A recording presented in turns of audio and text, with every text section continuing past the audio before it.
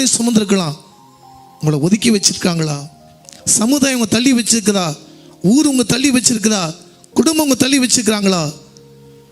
நீங்க என்ன பாவம் செஞ்சாலும் ஆண்டவர்கிட்ட மண்டாடுங்க. எங்க வெக்கப்பட்டு போனாரோ அதே தேசத்துல எப்தாவை உயர்த்தி அந்த ஜனங்களுக்கு முன்பாக கர்த்தர் உயர்த்தி வைத்தார். அற்பமா எண்ணப்பட்ட உன் வாழ்விலும் ஆச்சரியமாக தேவன் செய்து முடிப்பார். ஆண்டவர் சொல்ல, உன் நினைவு என் நினைவு இல்லை. அதை பார்த்து கொண்டு இருக்கிறவங்க வாழ்க்கையில் அற்பமா அவங்க நினைக்கிறாங்களா?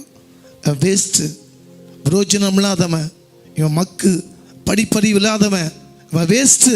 ஒருவேளை சமுதாயம் உங்களை ஒதுக்கலாம். தேவனை யார் தேடி போவாதீங்களா?